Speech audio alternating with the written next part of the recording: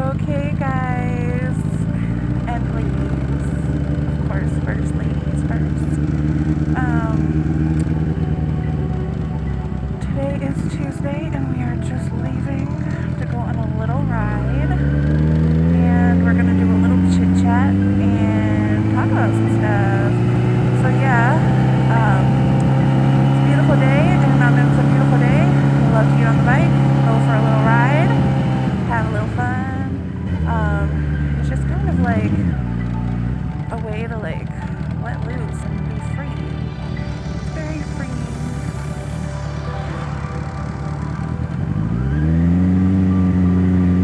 Oh yeah. If you notice that like I kind of like pause a little bit when I'm like doing certain things, like training and stuff, it's because I'm not used to like having a full on conversation when I'm riding. Usually I'm not talking. So I actually have I do have a Senna, which will, I use it for music, but it will connect to my calls, and I hate that. I've gotten telemarketers before. I'm like, no thank you, I have to go. I'm on a motorcycle. And like family members, but usually the conversation goes like, hey, I'm on my motorcycle, can you call me back later? Because yeah, I don't like chit-chatting on my motorcycle while I'm driving. But I like talking to you guys, so hold on, make sure it's good to go. But yeah, I'm not used to having full-on conversations, so I'm gonna have to get used to that. It should be okay. I've been riding for long enough to where it's like second nature.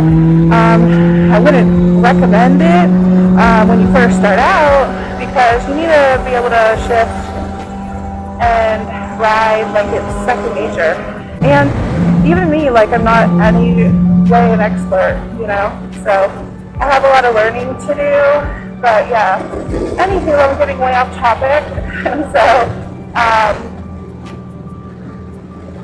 a couple of things I guess I would like to talk about is if you're a woman and you want to ride, that's something to talk about, and maybe debunk some misconceptions. I think that like women don't generally know that you can actually, sometimes they might not know that you can actually ride, because you can have a bike lowered. So you can have a bike lowered. I've lowered mine twice, this one, and I had to lower it twice because I lowered it once and I fell twice. So I fell the first time and I thought, okay, that was a one-time thing. Shut my helmet. That won't happen again. I have to lift my helmet just a little bit to get some air, because we're in Georgia and it is August, I think the 6th, so it's hot. But yeah, I got my bike lowered, and the first time I got my bike lowered, it was to where I could touch, but just barely, and I loved the ride of it. Like, it just felt really comfy. But when I touched just barely, I was in a garage, right? So also I was a new rider, so I didn't really know the dangers of not being able to touch. Now I do. So when I fell, it wasn't because it wasn't while I was riding. It was when I was not riding, getting off and on the bike. Actually, the first time was maneuvering, and the second time was when I was getting off and on the bike. So the first time I thought it was like a fluke. Like, basically what happened was, long story short, really my ass is showing. Long story short, I was in a gas station getting gas. I was not riding alone. I was with a friend from the bike group, whatever. And it was like my first ride. And so where I went wrong was I should have listened to my instincts. I should have, gone with my, what I know, what I felt, like with my instincts of how to like maneuver around a parking lot. Basically what happened was the person I was with, I guess they kind of underestimated my abilities, and they were like gonna do like a U-turn through the parking lot, and they wanted me to follow them, and I should have just done my own damn thing. I would never have fallen. But they said to me, they were like, just walk your bike. They were like doing like a Huey, and they were like, just walk your bike. And I was like, okay. And so the Huey was on a hill and on a slope. So a slope is a hill, but I'm trying to say like it was like, there was a weird grade to that hill. Anyways, it was a pretty good incline, and basically I was just walking it like they told me to, which was absolutely ridiculous. There was no way to keep that bike up. I could not keep it up because I had no acceleration. There was no momentum. So basically I could not hold my bike up, which was obvious now looking back on it. Like I should have had some acceleration and just gone around. I wasn't scared at all, like to do it. Like I could have just, instinctively known how to get around that, but they were like, just walk it. Because I guess they thought I didn't know how to maneuver in these small places going at small speed. So they were like, just walk it. I fell. And I got a little hurt, not terribly. Just, some scratches and stuff. And my bike, I think I had to replace the stator.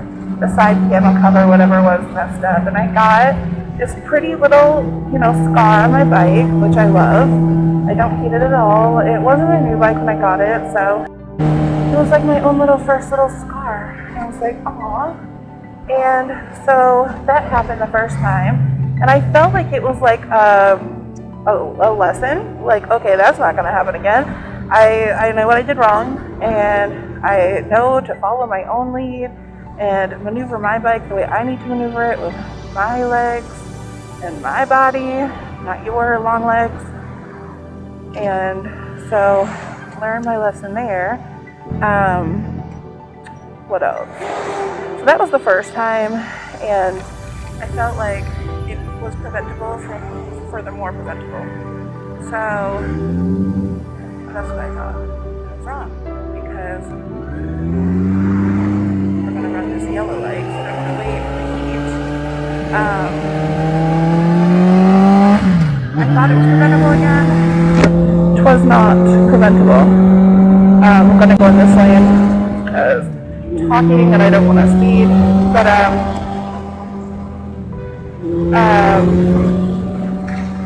I got to close this guy because there's no way I'm going to be able to talk and hear you guys or you hear me. So the second time I was riding and I had to pull over, and I was by myself, and this is very embarrassing, but it's not so embarrassing to where it would prevent me from wanting to ride. It was like, you live, you learn, you fix the problem, you move it on, and I'm really not easily embarrassed, honestly. People are people, we make mistakes. But hold on, I need to scratch my lip.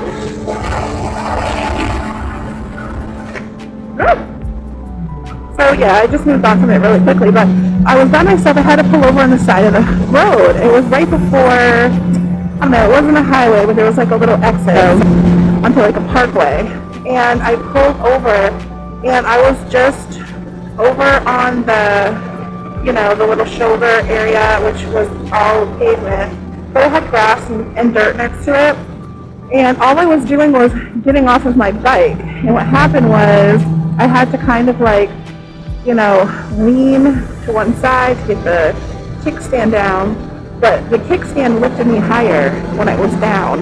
And so when I went to go kind of slide my ass off the other side, I took the bike with me, and it came with me on top of me, and so I was laying on the side of the road with this heavy-ass bike on top of me, which, is that a cop? I don't think so. Okay.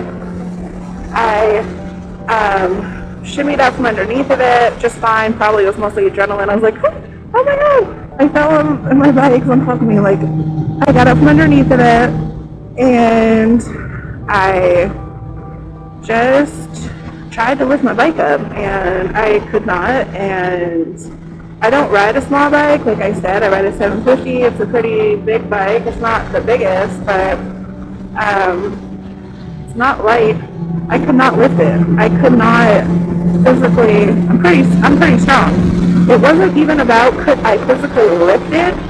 It was also could I actually squat underneath it with my ass, which I just couldn't get my big ass underneath it. Like, I know the maneuver. I've seen it. I did a lot of research. I just could not get my ass under that part. So thankfully, every gentleman that drove by stopped and helped me and helped me get my bike up, made sure I was okay. I was fine. Going to the grass. I had a few scrapes, nothing major. And that's when I was like, yeah, this has got to go down. Like, this bike's got to get a little bit low. And I liked the way it was before because it wasn't too low. And I wasn't going to be scraping. I wasn't slammed to the end of the world, but there was no way around that. So I went ahead and had it lowered more to, I think, its maximum extent of lowering. But once again, ladies, if you're listening and you want to ride, I'm short. I'm shorty. 5 foot. I'm not extra short, but I have short little legs. Like, I have a long torso, short legs. Like, I mean, I look proportionate, but I just have short legs. Like, and I have thick legs, so that also has a lot to do with the way you straddle. You know what I mean? You know what I'm saying, girl. You know what I'm saying. And so that makes your legs kind of a little bit shorter, maybe. I don't know. But anyways, yeah, that was a challenge right there. So that's probably, if you're a lady, you want to ride a bike, you can lower it. You can get the right bike for you to get it lowered. Get a bike, a starter bike. If you don't like it, you can't lower it, get a new starter bike, trade it in, whatever you have to do. But they're out there. A lot of cruisers can get low, but I'm just not a cruiser type of girl because I like to ride a little hard. I mean, cruisers ride hard too. I guess I just like the angle and the style of the sports bike. So let's do our homies.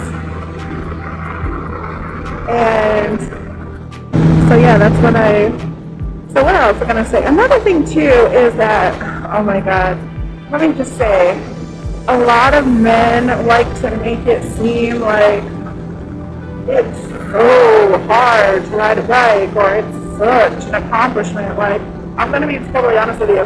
I've met people with autism and like serious challenges and disabilities who ride bikes. Okay? So, ain't nothing going to hold me back. Like, it's not hard. It's legit not hard. I mean, it's just not hard. It's not hard. I cannot word it any other way. I've done a lot of things in life harder than ride a motorcycle. You don't really have to know how to ride a stick first. You can just learn. I did, but I don't know. I knew how to ride a stick, but it wasn't like I was riding a stick every day. Like, I'd ridden a stick when I was younger, but I'm just saying, like, it's not. You're not incapable of learning how to ride a motorcycle. It's like riding a bike. It's like riding a bike. Like riding a bike, if you've never done a bicycle, it might look like, oh, that's hard, but it's legit easy as walking. Easy as walking. That's all I'm going to say. I can go 6-7 months, probably. I've gone this pretty long without riding my motorcycle, and you get right back on it, and it's just like riding a bike with a little motor. You have to just go with the flow. It's just like walking, just like riding a bike. It's easy. I always like to make you think like there's some kind of badass. I'm telling you, it's not. I'm here to debunk that myth. Like, I'm a girl. Like, I am a girly girl all day long.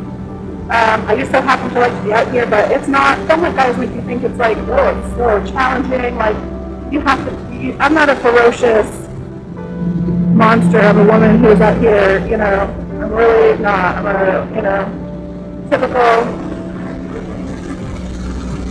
chick. Oh my god. How fast am I going? I don't want to get pulled over. I'm at 80 and a 65, but I mean on a bike it doesn't feel like you're going very fast. Let's see. What else can I talk about? So yeah, I don't even know what the topic is at this point. Talked about when I fell. Trying to debunk this little myth that it's hard. It's not. You see me doing it. Yeah, I mean, I don't think I have any kind of extrally overly, sense of balance. I don't think there's any real skill you need. I mean, you have to kind of maybe, if you're a big girl and you feel really wobbly, I wouldn't suggest it, but if you have a, fairly decent sense of balance, I don't have anything extra in the balance world that makes this easier. I'm not a yoga person. I'm not athletic. My work I do is fairly sedentary, so I sit in front of a computer. My brain is what I have to use more often than my body at work. I like doing athletic things, like I like gym, spin bike, that kind of stuff. I hope that's not a police. It's not. I didn't wear my glasses, I should have, so I could see a little more clearly. But yeah, this is what it is. Riding my pony out here. Yeah. Enjoying life, enjoying the view, enjoying the wind, enjoying the hot air. Comfortable. I know that. It can be a little hot in this helmet on a hot day, but I've never passed out. I've passed out before too, but never with a helmet on. Stay hydrated. I want to do a video about like a beauty edition. I know that sounds kind of corny, but I want to do a beauty edition for women. Like there's different little tricks for the trade. Hair, moisturizing, what else? Trying to really think here. Talk about lowering the bike. It's not hard. Okay, so those two things are in common. What's in common? Women overcoming obstacles to ride. Another thing that I would like to talk about is just overcoming the size barrier. If you ever come out here, you see in the riding community, bike community, people who like to ride. Okay, so people who like to ride regardless.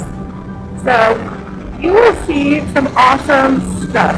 You will see people who have serious disabilities. Like, being fat is not a disability, I'm just saying.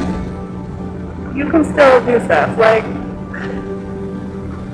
people who can't walk have modified bikes. They ride because they love to ride. They love to ride. This is what they do. People who there's just all kinds of like modifications people make because if they ride a ride, like they're not going to let anything stop them. So I guess like I feel like if you're chubby and you want to ride, you just ride. That's all there is to it. I will say that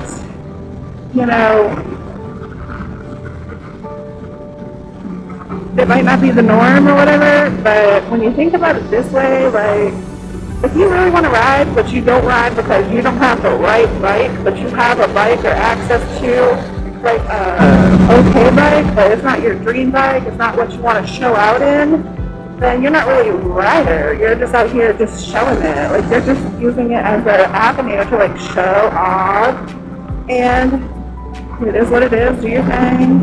But you're not really, are you really a rider? I don't know, are you?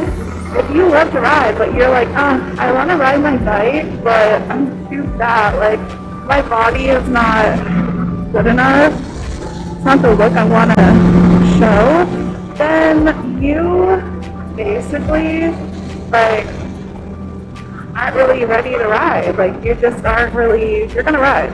If you want it, you're going to do it. yeah, you might feel like, I mean, it's very obvious, like you're gonna have some like blowback, like you're gonna, you know, people might laugh at you, people might think you look, say mean things to you, but I mean, how about you ride? Like, are you really gonna let somebody else's opinion like deter like your daily life, like what you do? Like, I mean, you don't want to live like that. You cannot allow society and, you know, opinions to make you shrink down to what they want you to be. Like, that's happening there. Like, with a lot of girls and women, is like, it's so fucking hot out here, you guys. I have to crack this thing. Yeah, yes. So, yeah, I just needed a little bit of air, a little bit of wind in my face. I kind of want to toss this guy, but hold off because we're doing a good speed.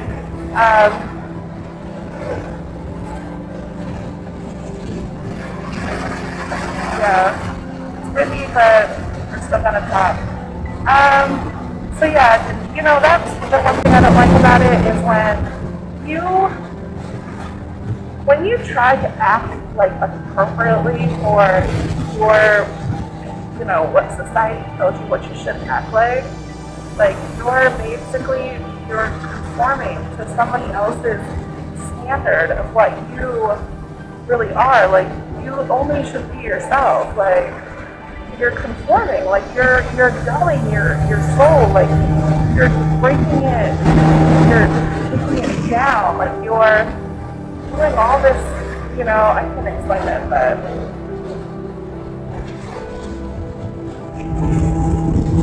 you're basically just, you know, why?